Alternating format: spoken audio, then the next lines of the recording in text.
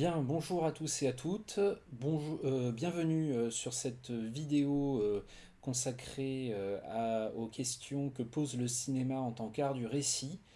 Quelle est la façon spécifique dont le cinéma raconte des histoires? C'est la suite de ce cours d'analyse filmique 3, Université Sorbonne Nouvelle, année 2020-2021. Et aujourd'hui, ce que je vous propose de faire, c'est de réfléchir à la question de la narration et de la description au cinéma, étant donné que, comme on l'a vu dans une précédente vidéo, ce n'est pas exactement de la même façon que ces deux opérations décisives qu'il y a dans tout récit, la narration et la description. Ce n'est pas de la même façon qu'elles opèrent au cinéma qu'en littérature, par exemple. On a vu notamment que en littérature, narration et description étaient en général relativement bien distingués. Hein. Il y a des passages descriptifs où, d'une certaine manière, l'action s'arrête, si l'on veut, et puis des passages qui sont davantage narratifs, où l'action évolue, alors qu'au cinéma, comme le temps passe en permanence à l'intérieur de l'image et que le mouvement est permanent, eh bien d'une certaine façon, l'action ne s'arrête jamais. Hein. La narration ne s'arrête jamais, mais comme en même temps on continue de voir le monde, même lorsque l'action est très prenante, lorsque l'intrigue est très captivante, eh bien d'une certaine façon, la fonction descriptive de l'image joue toujours. Autrement dit, au cinéma, narration et description sont là en permanence. Ce sont deux opérations concomitantes, simultanées.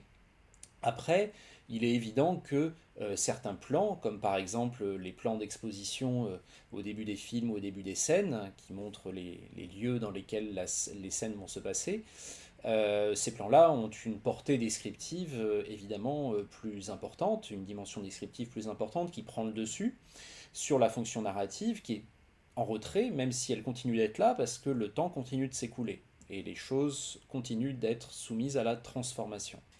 A l'inverse, quand on est au cœur de la poursuite automobile entre le policier et les malfrats dans un film d'action, certes l'aspect narratif, l'aspect événementiel de l'action narrative prend le dessus, devient proéminente, mais ce n'est pas pour autant que la fonction descriptive disparaît tout à fait. On peut très bien, par exemple, au cours d'un western trépidant où des bandes de cow-boys se tirent les unes sur les autres au milieu du désert, ressentir un véritable plaisir contemplatif vis-à-vis des paysages que le film nous donne à voir à ce moment-là. Hein. Tout dépend du rapport qu'on a avec le film, tout dépend aussi du rapport que le film construit pour nous, à la fois à son action principale et aux espaces qu'il côtoie, hein, qui nous fait côtoyer le temps de la projection. Donc c'est ce rapport entre narration et description. Il faut voir aussi que il est par rapport à la littérature, il a une autre spécificité, c'est que dans la littérature, un écrivain, il a cette arme expressive très intéressante qui est qu'il nous dit ce qu'il veut. Il nous dit ce qu'il veut, par exemple, sur ce qui constitue un lieu, le décor dans lequel les personnages se retrouvent. Par exemple, il peut nous dire qu'il y a un parapluie dans un coin de la pièce, ou alors il peut ne rien dire à ce sujet. Et s'il nous parle du parapluie, le parapluie existe. S'il ne nous en parle pas, le parapluie n'existe pas. Ou en tout cas nous avons une grande liberté pour imaginer ce qu'il peut y avoir dans la pièce, si l'écrivain ne nous donne pas davantage de détails. Le cinéaste, lui, il va être davantage soumis à l'impératif, d'une certaine manière, qui est que à l'intérieur de son image, tout est présent. C'est-à-dire que le parapluie est là.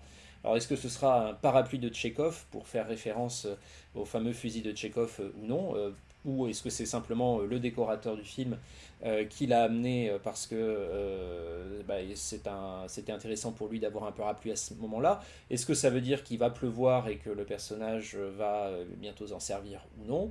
Est-ce que le parapluie va être pris par un autre personnage et va servir d'arme pour tuer un autre personnage et devenir un vrai parapluie de Tchekhov. Bon, bref, vous voyez, on peut avoir toutes les possibilités, évidemment, mais en tout cas, toute la matière du monde, a priori, est là potentiellement dans l'image. Et le cinéaste, alors il a quand même comment dire, des armes expressives qui permettent de contenir ça, hein, cet afflux du monde matériel, notamment à travers, par exemple, l'échelle de plan. Si on fait un gros plan sur le personnage, on abstrait complètement le décor. À travers le jeu avec la focale, par exemple, si on met tout l'arrière-plan dans le flou, on empêche finalement de distinguer ce qu'il y a. Donc on peut, par ces moyens-là, par exemple, atténuer, je dirais, la charge descriptive de l'image, en tout cas la charge descriptive pour un lieu, puisque finalement la description d'un visage, c'est une charge tout aussi importante au cinéma. Mais par rapport à l'écrivain, je dirais que c'est un petit peu au niveau inverse. Le cinéaste doit soustraire des choses au monde qu'il filme, s'il n'a pas envie de trop distraire les spectateurs avec les éléments descriptifs du monde, s'il a envie de les concentrer sur certains aspects particuliers, alors que l'écrivain, lui, a plutôt à charge d'ajouter et de mentionner les choses dont il veut que les lecteurs aient conscience au moment où ils suivent une action qui se passe dans un lieu. Donc voilà, si l'écrivain veut nous faire connaître la composition de ce lieu, les meubles, est-ce qu'il y fait froid ou chaud, enfin, etc., bon, bah, il faut qu'il le mentionne de façon explicite. Alors que le cinéaste, lui, de son côté, s'il est dans le lieu, hein, d'une certaine façon, que ce lieu soit conçu pour le tournage ou que ce soit un lieu qui a été récupéré dans la vie réelle, eh bien c'est à lui plutôt de savoir ce qu'il veut en garder, parce que s'il met tout à l'image, bah, tout sera présent et pourra éventuellement jouer un rôle dans l'histoire du film, un rôle soit narratif, soit descriptif. Et c'est intéressant, par exemple, de voir sur cette distinction entre narration et description et la façon dont la littérature et le cinéma, en tant que les deux grands arts du récit, euh, ont- quel est l'enjeu en fait dans ces deux grands arts du récit par rapport à cette distinction narration-description. C'est intéressant de se poser la question de ce qui arrive par exemple aux personnages. Un écrivain peut aussi mettre en scène un personnage sans nous donner beaucoup d'indications sur ce à quoi il ressemble. Pour un cinéaste, ça semble beaucoup plus compliqué puisque le personnage apparaît à l'écran, a priori, hein. Donc, d'une certaine façon, les traits de son visage, est-ce que c'est un personnage grand ou petit? Est-ce que c'est un personnage jeune ou vieux? Beau ou laid? Etc. Bon, eh bien, c'est quelque chose que on est un petit peu obligé de savoir au cinéma. Et donc, d'une certaine façon, la présentation d'un personnage dans un film au cinéma, ça ne peut pas être soit voici tel personnage, voici à quoi il ressemble, ou voici ce que fait ce personnage, la manière dont il agit dans le récit. C'est forcément un peu les deux ensemble. On va à la fois connaître le personnage sous ses traits physiques, en tout cas, avant de le connaître peut-être plus tard sous ses traits moraux, et on va en même temps suivre l'action qu'accomplit ce personnage dans l'espace du film. Je vous propose juste de regarder un très très beau plan qu'il y a vers la moitié du film Blade Runner de Ridley Scott en 1982. C'est un film de science-fiction, un énorme classique du cinéma de science-fiction, adapté du roman de Philip K. Dick, Les androïdes rêvent-ils de moutons électriques. Ça raconte l'histoire d'un homme, d'un personnage en tout cas, qui est chargé d'éliminer dans un Los Angeles futuriste plusieurs autres personnages qui sont des androïdes qu'on appelle les réplicants à l'intérieur du film, et qui ont été fabriqués pour travailler dans des conditions effroyables et remplir des missions que les êtres humains de chair et de sang ne voulaient pas remplir, mais ils se sont révoltés contre cette condition et ils parcourent la mégalopole. Ils sont peut-être dangereux, il faut les récupérer, il faut les éliminer. C'est la mission de ce personnage. Et ça, je vous donne juste ça pour, en quelque sorte, le synopsis du film. Si vous souhaitez le visionner si vous ne le connaissez pas encore. C'est notamment un film fabuleux par rapport à la scénographie, hein, par rapport au décor de ce Los Angeles futuriste, pluvieux et nocturne, entre la mégalopole de films noirs et la cité futuriste. Et ce Los Angeles est à la fois le résultat de constructions en dur, de décors un peu pharaoniques, et également le résultat de jeux optiques extrêmement élaborés, avec des maquettes, avec des toiles peintes, qui finalement rendent hommage aussi au premier temps du cinéma et à la faculté d'illusion directe en fait que pouvait avoir cet art dès les débuts du XXe siècle. Blade Runner est aussi un petit peu le chant du cygne du cinéma analogique, enfin à ce niveau-là. Et en le voyant aujourd'hui, je crois qu'on peut méditer sur finalement qu'est-ce qui est préférable. Est-ce que on préfère voir sur l'écran le résultat de cette prouesse, hein, de construire en dur, d'élaborer des jeux optiques très sophistiqués pour faire exister une ville futuriste à l'écran sortie de nulle part, uniquement là pour le film, ou bien est-ce que on préfère les images décors de synthèse que les ordinateurs aujourd'hui permettent de réaliser avec un coût évidemment plus modique, avec des facilités évidemment beaucoup plus grandes. Mais est-ce qu'il n'y a pas quelque chose qui s'est un petit peu perdu aussi du fait de cette facilité et de la récurrence avec laquelle on voit aujourd'hui les décors les plus extravagants réalisés en images de synthèse en arrière-plan dans les films? Est-ce qu'il n'y a pas quelque chose qui s'est un petit peu perdu de cette magie première, de l'effet spécial, du décor incroyable qu'un film comme Blade Runner en 1982 pouvait encore euh, ce sentiment voilà, que ce film pouvait encore propager.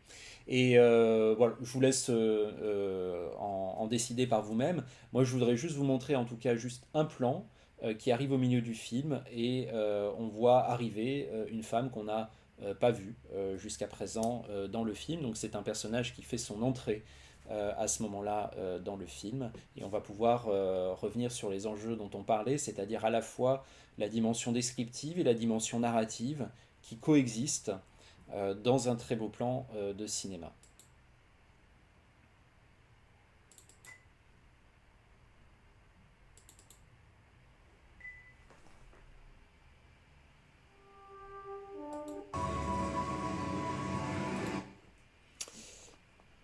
Ok.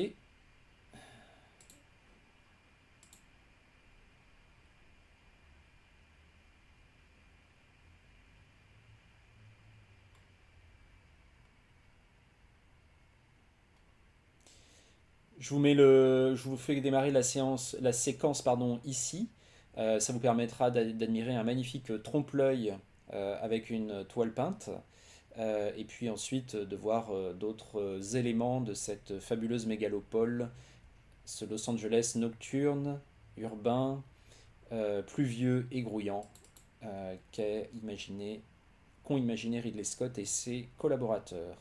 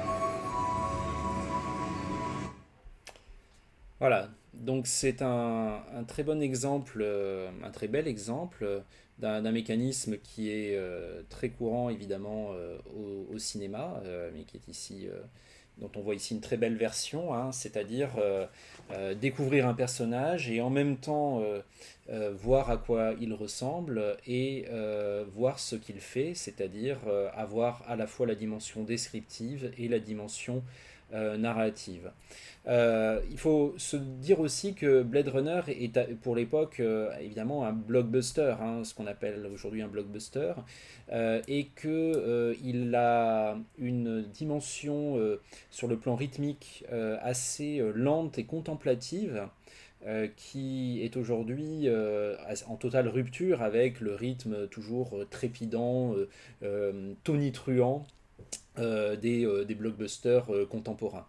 Et on peut se dire que ce plan-là, le plan de l'arrivée de cette femme dans le film et de sa lente remontée vers la caméra avec un effet de longue focale très, très beau, et puis le cadre va petit à petit s'élever, petit panoramique vertical, petite lumière en contre-jour qui vient faire un petit effet de halo avec la fumée, et puis ce regard, quoi, cette expression.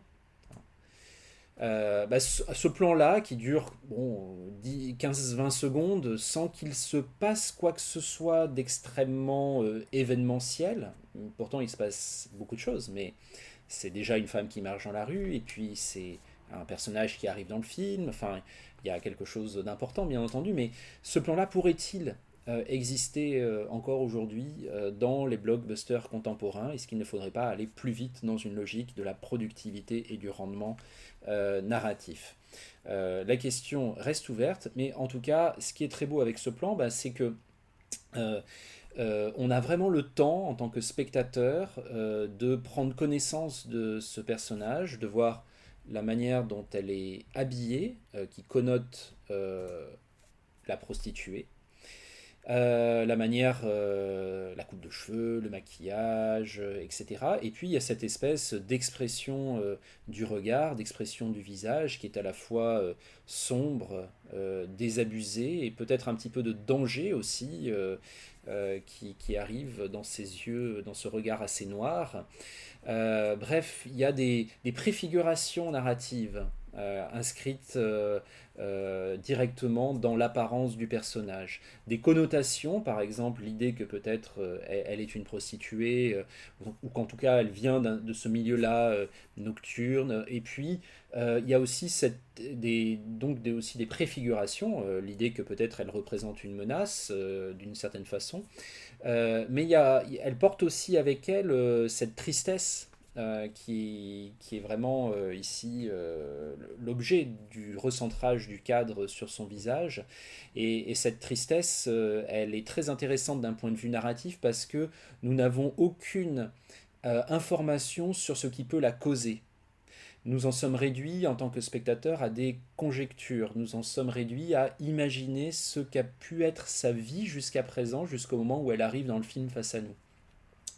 Et d'une certaine façon, on a beau être dans un film de science-fiction, dans un univers, une diégèse totalement délirante par rapport à notre univers quotidien, est-ce que ce n'est pas aussi une des grandes fonctions narratives qu'a le réel dans notre vie de tous les jours, c'est-à-dire parfois de nous présenter des corps, de nous présenter des personnes qui arrivent sous nos yeux, qu'on ne connaît pas, et avec lesquelles on va peut-être même pas interagir, mais qui ont quelque chose dans leur apparence, dans leur expression, qui font qu'elles sont porteuses d'une histoire. Et d'une certaine façon, toute personne en fait que nous croisons dans la rue est porteuse d'une histoire. Elle est porteuse de l'histoire qu'elle vit depuis sa naissance. Et parfois, certains profils de personnes qui passent devant nous, devant nos yeux, dans le métro, dans la rue, nous interpellent peut-être davantage, nous touchent peut-être davantage à ce niveau-là, et nous conduisent aussi à nous créer nous-mêmes nos propres histoires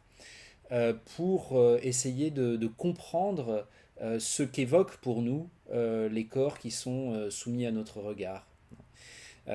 C'est donc ici, on est face à la fonction imageante et narrativisante qu'a le regard qu'on porte sur finalement toute personne qui peut croiser notre vie du moment que cette personne, on y prête attention, du moment qu'on la regarde bien.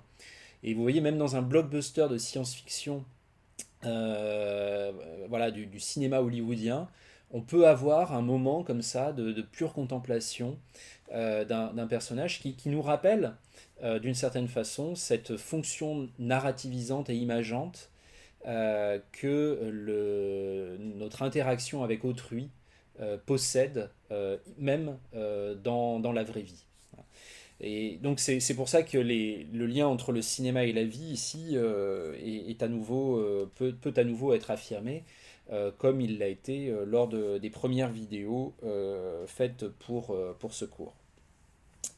Alors, puisque j'ai fait disparaître mon image, ici je vais la laisser disparue pour aller vers d'autres extraits qui vont nous permettre de travailler sur cette question de la description et de la narration. On va regarder notamment, on va s'intéresser un petit peu à la question des lieux. Hein.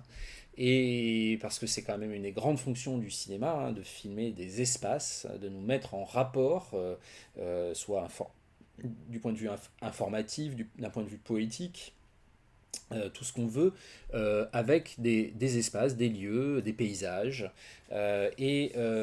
C'est à travers cette entrée-là qu'on va pouvoir se faire une petite idée de ce que proposent certains cinéastes, notamment au début et à la fin de leurs films.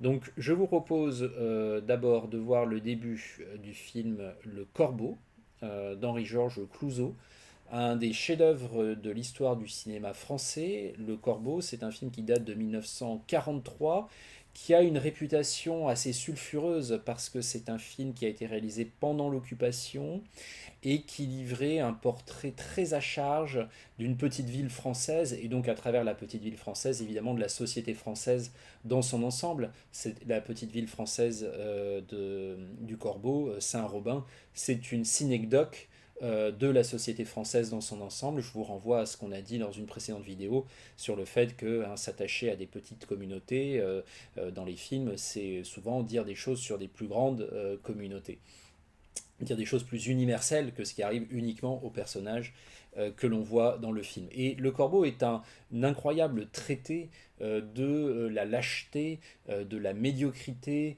de la veulerie de cette petite ville provinciale dans laquelle en fait voilà, des petits notables très contents d'eux-mêmes règnent sur leur petit royaume et d'une certaine façon cette médiocrité, cette veulerie va être révélée par une affaire mystérieuse qui est la production de lettres anonymes qui accusent tour à tour les différents notables de la ville et qui va conduire à certains moments d'ailleurs à des choses assez dramatiques.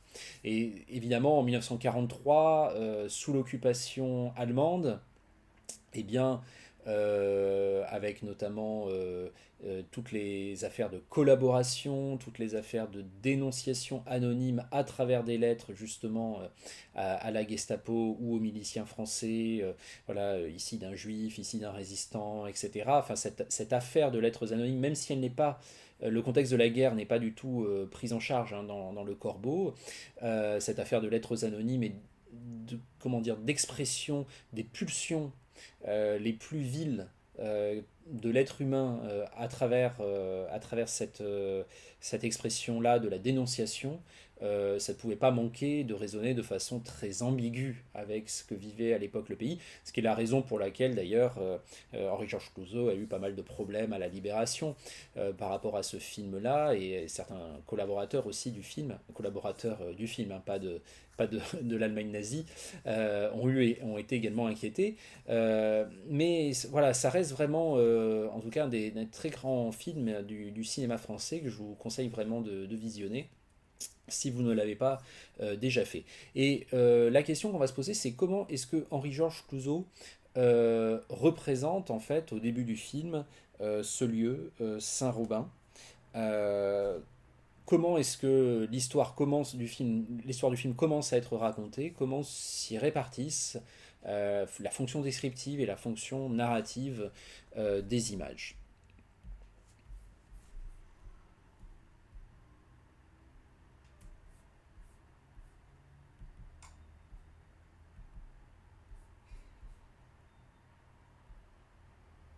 Alors, il y a une petite scène de prologue que je vais vous passer. Voilà.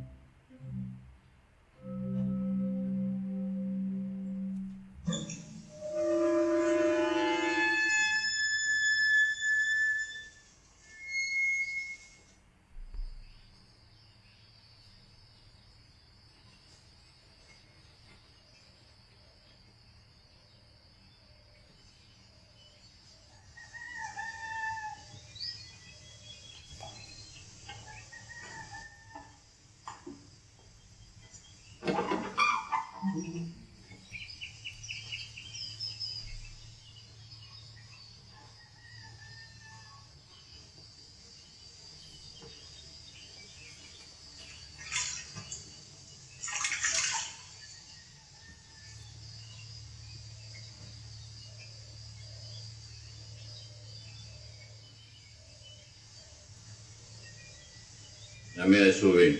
Et l'enfant. Non, Mon Dieu, docteur, vous n'avez pas fait ça. je l'ai fait, honnêtement. Si vous tenez à avoir un petit-fils, dans 6 ou 8 mois, pas avant, hein, il ne demanderait pas tant d'en faire un autre. Il a déjà eu du mal cette fois. Il se croit de par un voisin. Ne pleurez pas, grand-mère. Vous gardez votre fille, c'est l'essentiel.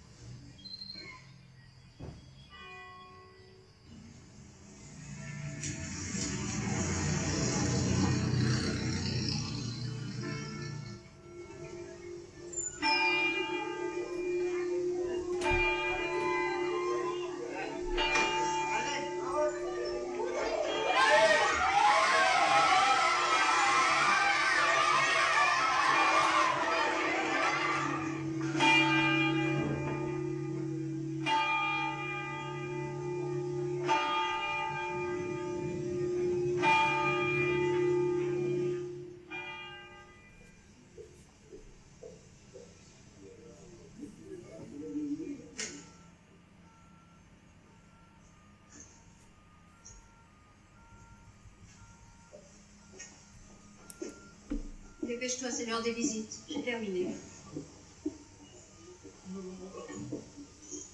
Quand vous aurez fini de gémir, Je ne peux pas me relever. eh bien restez couché.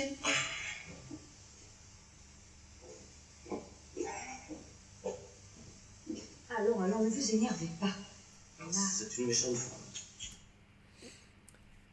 Voilà, alors c'est une méchante femme, c'est un constat que fait ce malade par rapport à l'infirmière qui vient de lui amener un verre d'eau et de lui intimer de rester couché. Mais d'une certaine façon, lorsque cette infirmière est entrée dans la pièce, je crois que peut-être on a tous un tout petit peu eu ce préjugé défavorable, parce que finalement, comme le personnage qui apparaît dans... le personnage incarné par Daryl Hannah qui apparaît dans Blade Runner. Au cinéma, nous sommes aussi conduits par des logiques d'archétypes à réagir émotionnellement par rapport à des personnages qui nous sont présentés. Et nous réagissons beaucoup, avant que les personnages aient révélé une éventuelle véritable nature, nous réagissons beaucoup par rapport à leur physionomie. Leur physionomie nous amène à imaginer certaines choses, comment dire, aller dans le sens de plusieurs connotations. Et cette femme au visage très fermé, au regard assez sec, à l'expression austère, une sorte de religieuse en blanc, d'une certaine manière, a d'emblée un aspect assez redoutable, et voire presque funèbre. Et donc on peut à nouveau réfléchir ici à la façon dont un personnage nous est présenté. Après, ce qui est toujours intéressant, c'est aussi que le film peut détromper nos attentes par rapport à ces connotations que nous avons à ce moment-là. Si vous voyez les deux films, Le Corbeau et Blade Runner, vous verrez comment les films nous amènent à nuancer nos premières impressions, voire à les détromper totalement.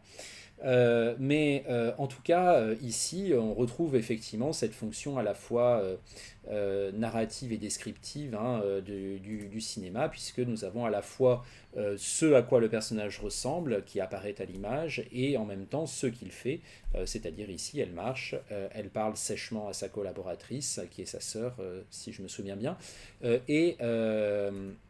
elle réprimande un malade, donc elle révèle aussi à travers ses actions au sens narratif ce qu'elle est en tant que personnage au sens descriptif, ce qu'elle est aussi moralement, donc sans doute quelqu'un d'assez sévère et d'assez colérique. Bon, ça c'est intéressant aussi de se dire en termes de préfiguration narrative aussi que le personnage qui se trouve ici alité, si j'étais lui, j'aurais peut-être choisi, et si j'avais été superstitieux, j'aurais choisi un autre numéro pour le lit.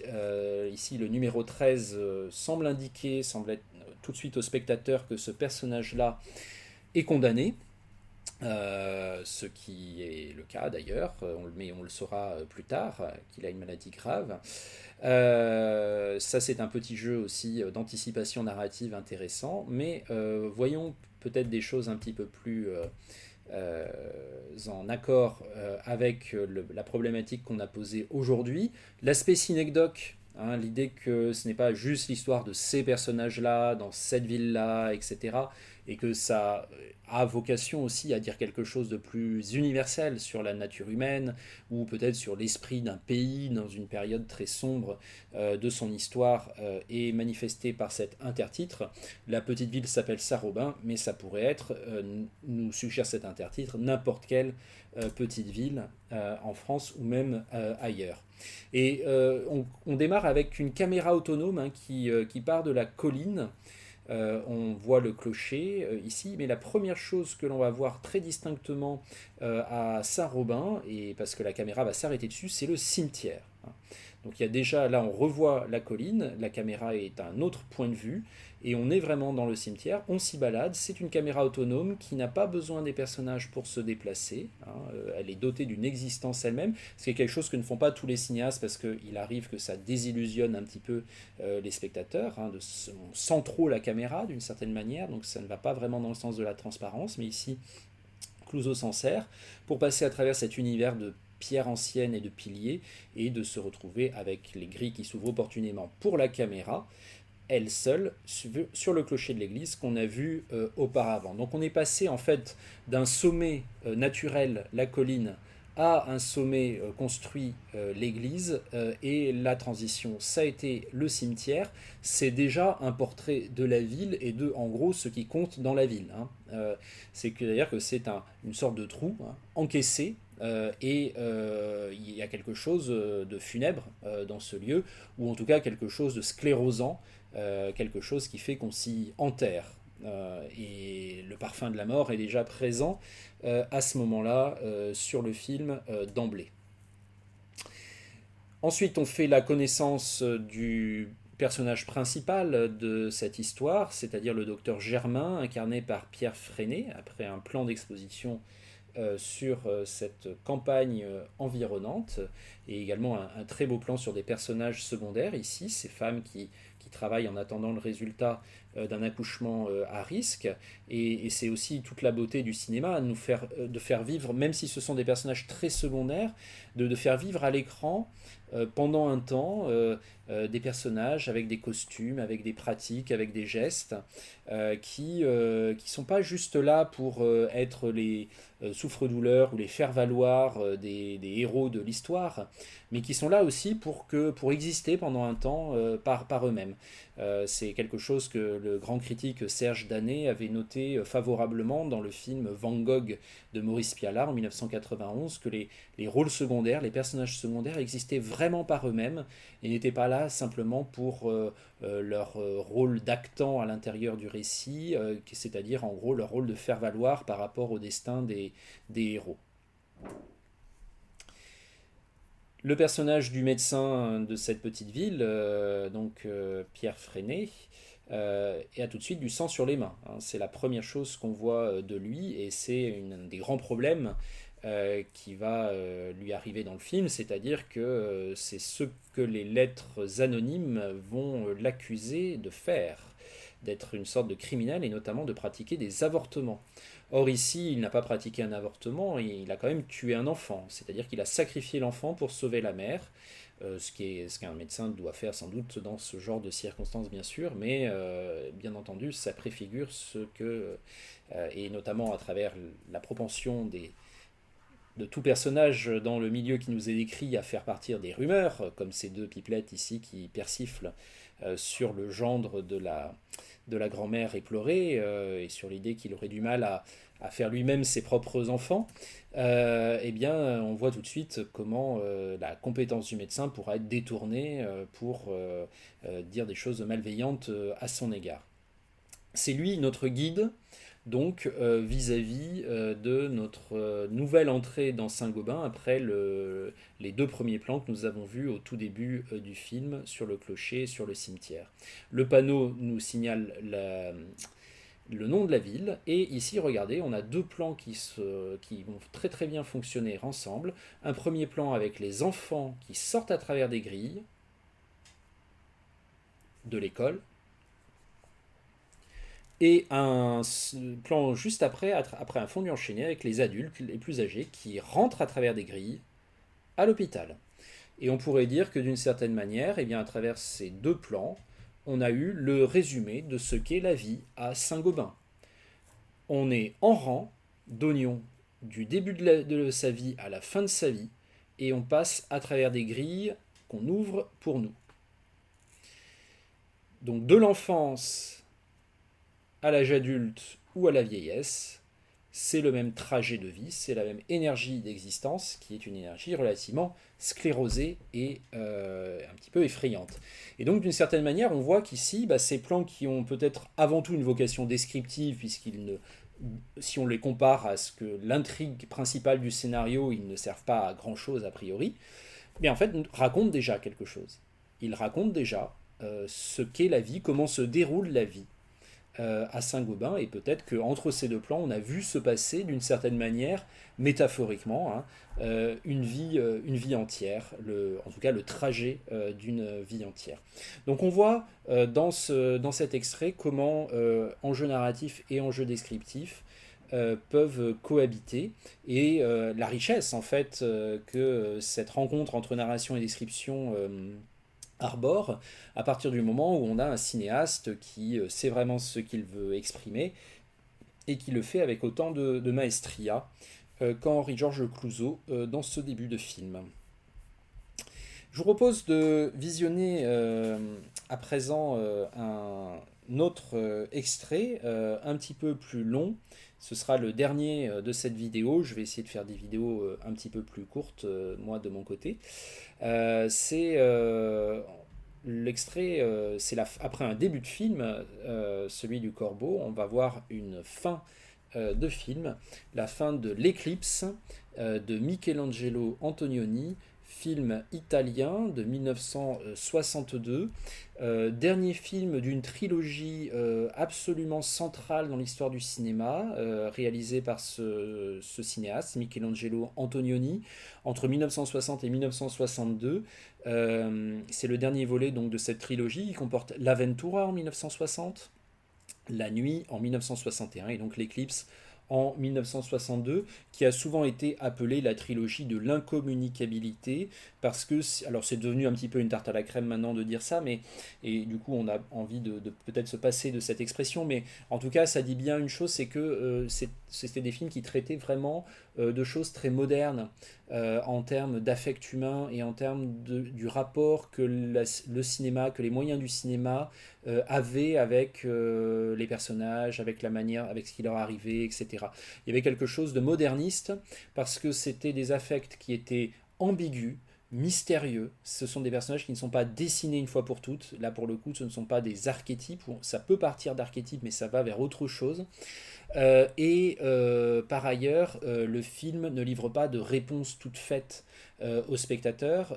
Il ne les prend pas par la main pour leur donner une signification bien établi, il les laisse face à un état de vague à l'âme, de pesanteur, d'ambiguïté, de mystère, donc on est totalement dans ce cinéma donc de la modernité, hein, qui du coup n'est plus un cinéma de la transparence, mais un cinéma de l'opacité, qui n'est plus un cinéma où les spectateurs sont guidés et par la main et emmenés pour ressentir telle émotion à tel moment, mais où les spectateurs sont bien davantage laissés, je dirais, autonomes pour réagir de façon diverse vis-à-vis de ce que présente le film. Et comme on est devant un monde qui est devenu très opaque et très mystérieux, notamment suite à la Seconde Guerre mondiale, qui a été un énorme choc dans la conscience collective, notamment en Europe, et bien d'une certaine manière, les films vont refléter cet état-là, cet état de choc, d'hébétude, de mystère, et l'idée qu'on ne peut plus expliquer le monde avec des récits où les relations de causalité seraient simples, et qu'on est maintenant, aujourd'hui, obligé d'affronter l'idée que le monde serait véritablement voilà, un mystère, quelque chose de violent, quelque chose de pas explicable, et les films seraient le témoignage de ça, d'une certaine manière. Alors, bon, là, je vous fais un petit topo très rapide hein, sur la différence entre le classicisme et la modernité, mais pour vous dire que voilà, cette trilogie de Michelangelo Antonioni, elle est vraiment hyper représentative de ce cinéma de la modernité, de ce qu'on a appelé le cinéma de la modernité dans l'après-guerre, alors même que ces films ne parlent pas directement de la guerre, hein, ce ne sont pas du tout les sujets des films. Le sujet des films, ça pourrait être, comme le suggère le nom, l'espèce de marque trilogie de l'incommunicabilité, la difficulté de communiquer entre les différents protagonistes qui sont en général dans ces trois films d'un milieu bourgeois, plutôt aisé. Dans l'Éclipse, en fait, les protagonistes, les deux personnages principaux, c'est d'un côté le personnage joué par Alain Delon, qui est une sorte de trader de l'époque à la bourse de Rome. Donc il a tout du jeune cadre dynamique, la prestance, les beaux costumes, la voiture de sport, etc. Mais aussi un peu la crétinerie, hein, et puis le côté, je dirais, l'espèce de grande légèreté de qui ne s'est jamais vraiment posé de questions existentielles très profondes sur le monde, pour une personne pour qui tout a toujours roulé comme sur des rails d'une certaine façon. Et puis Monica Vitti, qui est une des grandes comédiennes de l'époque en Italie, qui incarne une jeune bourgeoise oisive, elle, une sorte d'héritière, voilà, qui n'a pas grand-chose à faire de sa vie et qui, on pourrait dire, s'ennuie beaucoup. Et leur rencontre est une rencontre à la fois heureuse, il s'y passe des choses qui semblent plaisantes, et en même temps, il plane toujours quelque chose d'inachevé, d'inaccompli, une sorte de vide qui est pas facile vraiment à expliquer, mais qui va un peu trouver un paroxysme à la toute fin du film. Ce que je vais vous montrer ici, c'est... Alors, ils se sont fréquentés pendant un certain temps, le film est très beau, je vous conseille vraiment de le visionner. Il s'y passe des choses pas toujours, d'un point de vue événementiel, hyper affriolantes, mais la manière de les raconter les rend très signifiantes, et le travail plastique et visuel d'Antonioni sur ces films-là est absolument magnifique. Donc on arrive vers la fin du film et on a ces deux personnages qui sont dans le bureau d'Alain Delon, un bureau du trader, ils flirtent. Ils se câlinent et en même temps qu'ils flirtent sincèrement, on pourrait dire, ils s'amusent aussi beaucoup, un peu comme des enfants, des poses qu'ont les amoureux dans les parcs publics et qu'ils ont observé au début de la journée. Et ça, c'est un point intéressant parce qu'ils sont aussi sur un mode satirique, ces personnages, par rapport à d'autres personnages que nous n'avons pas vus mais qu'eux ont vus, et qui sont des personnages qui, eux, sont plutôt dans l'expression sincère de l'amour. Et donc il semblerait que cette expression sincère de l'amour, nos deux tourtereaux ici la trouvent un petit peu ringarde, ou en tout cas s'en amusent. Et à la fin de cette première scène, on est toujours à la fin du film, mais il y a deux scènes qui se suivent. Ils se donnent rendez-vous pour le soir même dans un quartier de Rome, dans lequel ils ont déjà passé du temps, qui est un quartier neuf, quartier en construction, quartier bourgeois, le quartier olympique. Ils s'y donnent rendez-vous et la seconde scène, qui est la toute dernière du film, c'est à l'heure du rendez-vous. Dans ce quartier, et je vous laisse découvrir ce qui s'y passe à la lumière des questions qu'on a posées jusqu'à présent dans le film, dans le cours, pardon.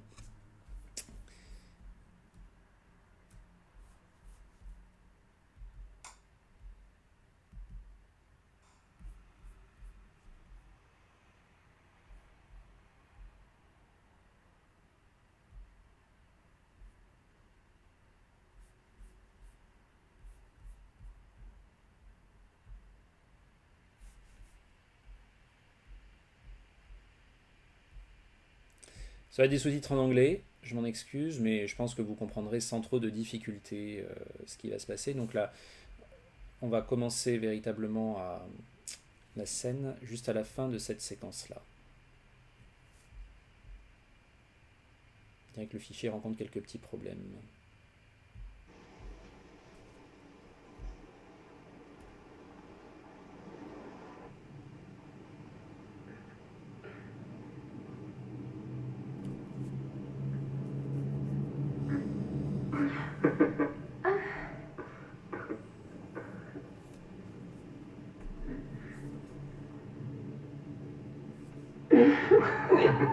Ecco, ecco ci sta per un braccio in più. Lascialo qui.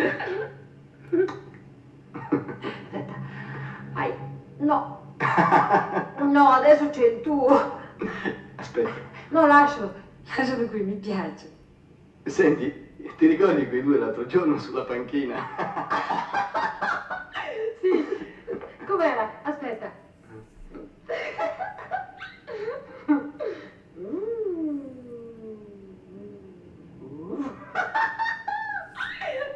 Erano più divertenti quei due che si guardavano. Guarda, aspetta.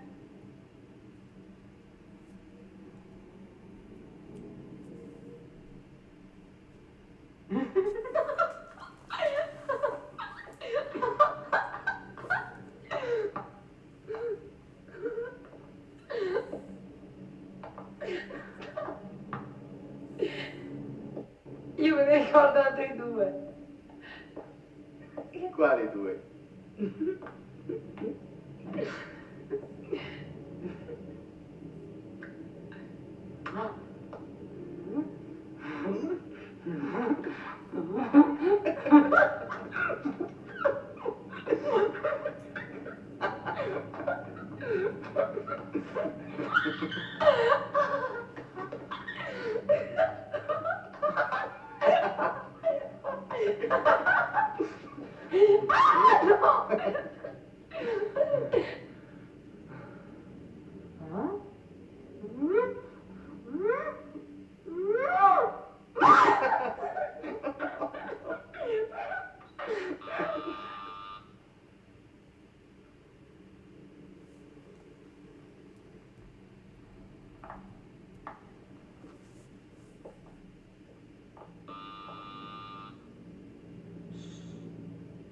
te.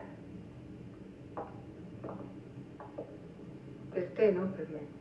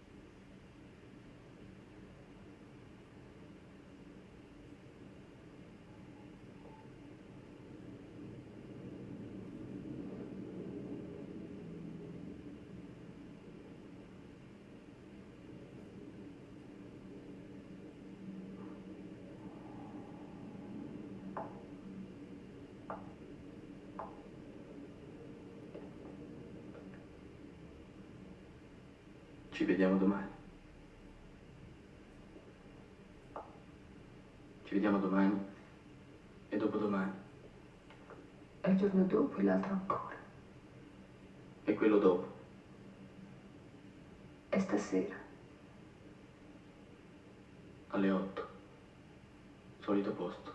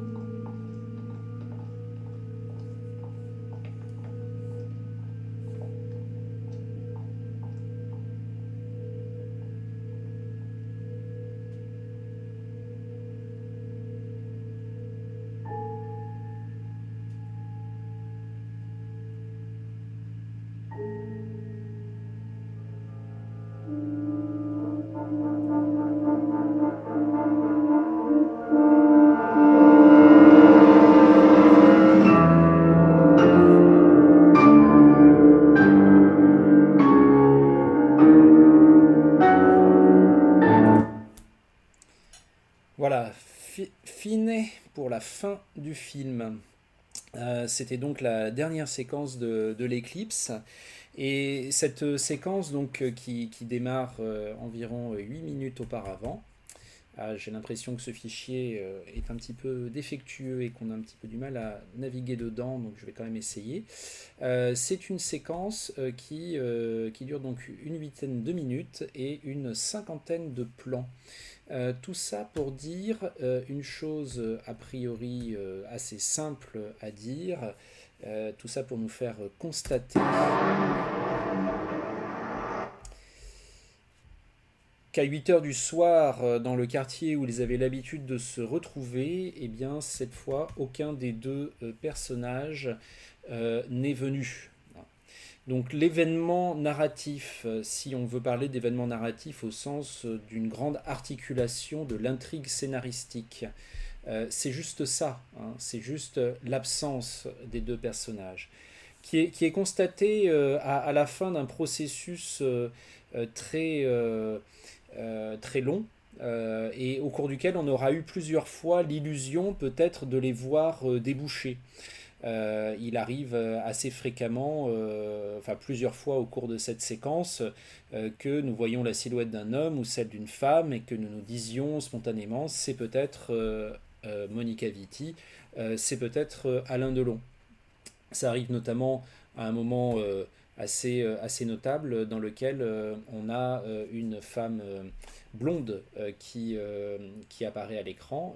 Excusez-moi, tout en vous parlant, je vais essayer, j'ai peut-être un autre fichier du même film qui existe et dans lequel la navigation serait plus facile.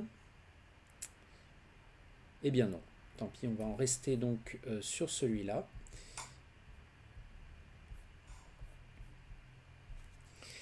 Il y a donc une jeune femme blonde à un moment donné qui arrive dans l'extrait. Je ne sais pas si je vais réussir à retrouver exactement le moment où ça se passe, étant donné les difficultés qu'il y a pour naviguer dans ce fichier, mais vous pouvez constater ici par exemple que la silhouette de cet homme qui tient un journal et qui descend d'un bus, à la limite ça pourrait être Alain Delon lui-même.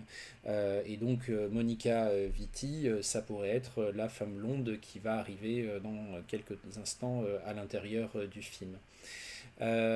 Donc cette absence des personnages, elle aurait pu être dite ou racontée de façon beaucoup plus simple si jamais on avait été dans un cinéma du rendement narratif, de la productivité, du divertissement, qui aurait trop craint d'ennuyer ses spectateurs en leur livrant une série de plans contemplatifs coupés au cordeau, hein, quand même hyper composés, hein, comme vous avez vu les plans sur la façade de l'immeuble ici, enfin, il y a quelque chose de géométrique ici. D'industriel et de géométrique qui ressort. Voilà le plan où on voit cette femme à la chevelure blonde et qui peut être au départ un appel pour le spectateur. Tiens, c'est notre héroïne. Eh bien non. Quand elle se retourne, on se rend compte que c'est quelqu'un d'autre et la caméra peut donc la laisser partir sans même lui accorder beaucoup plus d'attention.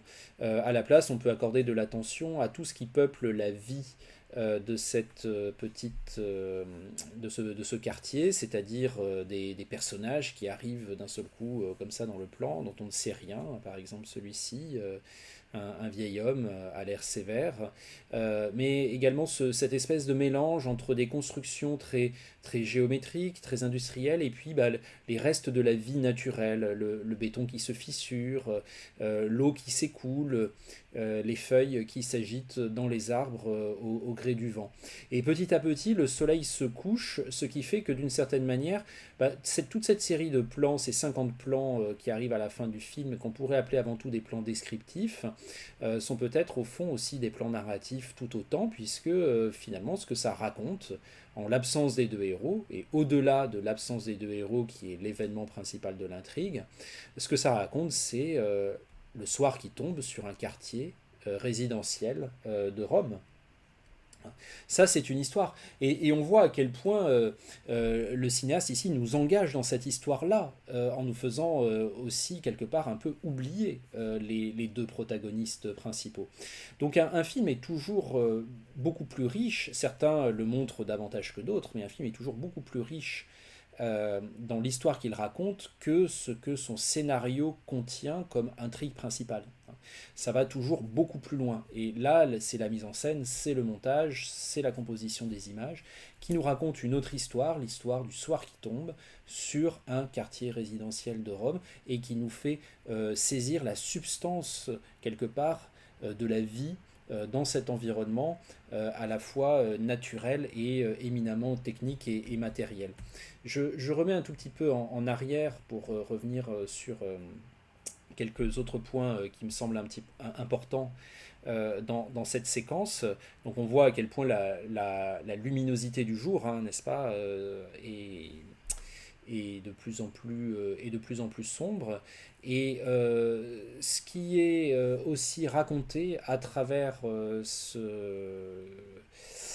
ces plans a priori avant tout descriptifs, mais narratifs quand même, hein, la dimension narrative reste présente, c'est aussi la construction d'une nouvelle société, hein, c'est aussi un quartier neuf, comme on le voit ici avec les parpaings, qui est en train d'être, qui est en construction d'une certaine manière. C'est un quartier pas tout à fait fini à l'époque où le film est tourné, c'est le quartier d'un pays qui regarde vers l'avenir, vers l'avenir d'une modernité pas forcément toujours très enthousiasmante, hein, les connotations négatives qui ressortent des plans, de ces plans par exemple assez agressifs, sont pas forcément très joyeuses, mais c'est voilà, un pays sinistré par la Seconde Guerre mondiale et qui 15 ans plus tard commence à regarder un petit peu au-delà, et puis quand même dans cet environnement assez moderne, passe de temps en temps un cheval par exemple qui tire une calèche, comme un rappel d'une ancienne vie peut-être. C'est aussi le trajet de la lumière, hein, quelque part, que cette séquence raconte à travers ces différents point de vue.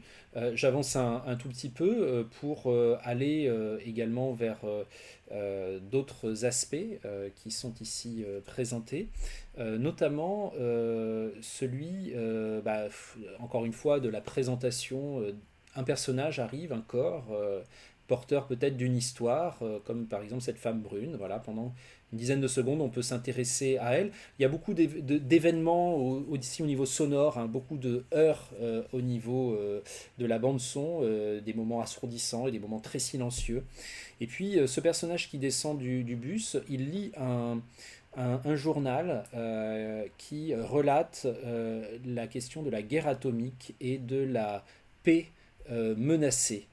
Et ça, c'est assez intéressant parce que, évidemment, si on replace le film dans son contexte, mais juste, je fais juste une petite parenthèse, une fois qu'on a lu ça, regardez ce jet d'eau, est-ce qu'il ne connote pas une sorte de mitraillette, hein, et notamment parce qu'il semble produire sa substance sur des enfants, tirer sur des enfants. La nature, elle reste imperturbable d'une certaine façon, hein, cause-conséquence ici dans cet enchaînement de plans.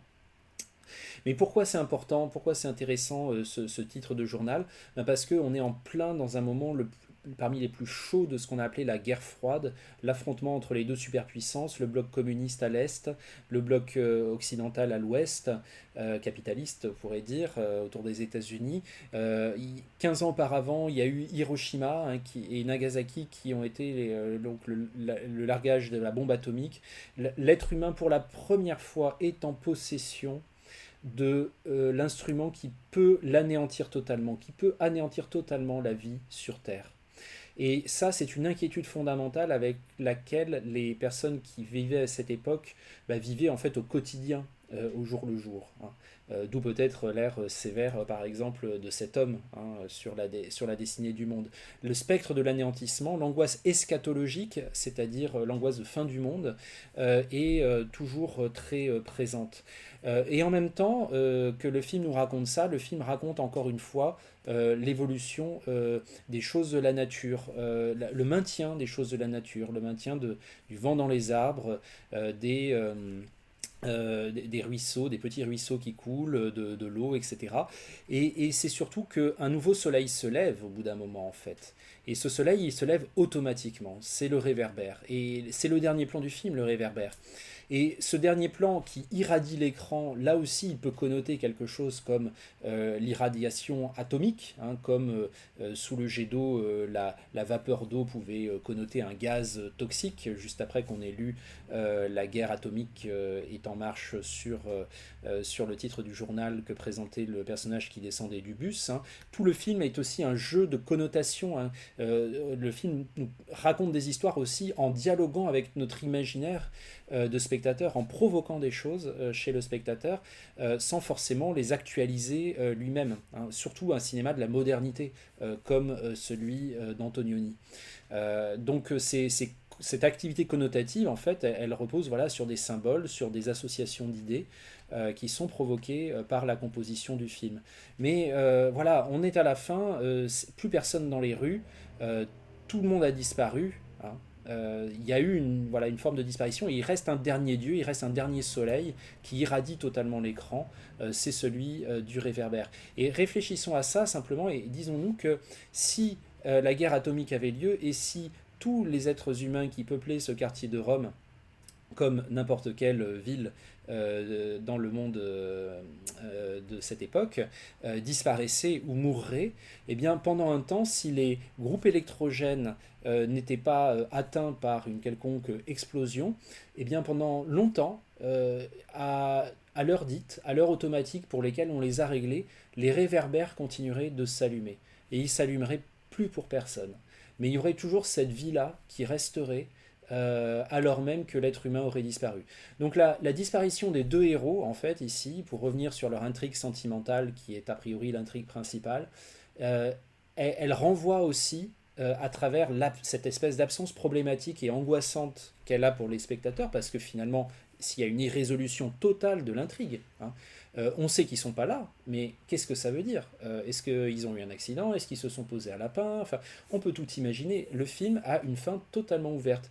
Mais cette absence problématique, elle creuse en fait notre rapport au film d'une anxiété nouvelle, en tout cas dans le cinéma de cette époque-là. Et cette anxiété, elle renvoie à une anxiété plus grande, elle renvoie à un destin qui est au-delà du destin des deux héros. C'est l'absence, peut-être un jour, hein, de toute l'espèce humaine sur la surface de la planète, mais il restera des vestiges de cette espèce humaine, des vestiges techniques et technologiques, des bâtiments. Les bâtiments en construction de ce quartier de Rome pourraient être les ruines de demain, de l'après-guerre, et les réverbères pourraient être les derniers témoignages de notre civilisation, et pourraient continuer à fonctionner encore longtemps tout seuls, alors même que plus personne n'est là pour profiter de leur lumière. Voilà, c'est tout ça que raconte en quelque sorte cette extraordinaire séquence, hein, extraordinaire à tous les niveaux, de la fin de l'éclipse, qui est une des fins de films les plus célèbres de l'histoire du cinéma. Donc c'est bien que vous la connaissiez si ce n'était pas le cas avant cette vidéo de cours. Évidemment, il y a aussi beaucoup d'ouverture parce qu'on est quand même dans une proposition moderniste de cinéma, donc tout ce que je vous ai dit ici, l'interprétation que j'ai faite de cette séquence, n'est pas là pour imposer un sens définitif non plus. Hein. Il y a plus d'ouverture que ça dans cette séquence, et vous avez pu aussi peut-être ressentir des choses, avoir vous-même des éléments narratifs et des éléments descriptifs et une certaine organisation entre les deux qui vous ont amené peut-être à d'autres connotations, à susciter d'autres choses encore dans votre imaginaire. C'est tout à fait possible et c'est tout à fait légitime puisque le film instaure avec nous cette ouverture-là. Donc vous pouvez je dirais suivre tout ce que je vous dis et avoir envie peut-être de rajouter certaines choses, de dire que sur certains points peut-être vous avez perçu les choses différemment. Ça fait partie du dispositif que le film nous propose, de prévoir cette ouverture en tant que proposition moderne de cinéma, moderniste de cinéma. Voilà, c'est la fin de cette... c'est pas la fin de l'éclipse seulement, c'est également la fin de cette vidéo. Et je vous dis à bientôt pour continuer sur cette dialectique narration-description à travers quelques extraits supplémentaires qui nous permettront encore de voir d'autres questions liées à ce mélange permanent au cinéma dans l'image cinématographique entre narration et description. Merci d'avoir suivi cette vidéo et à bientôt.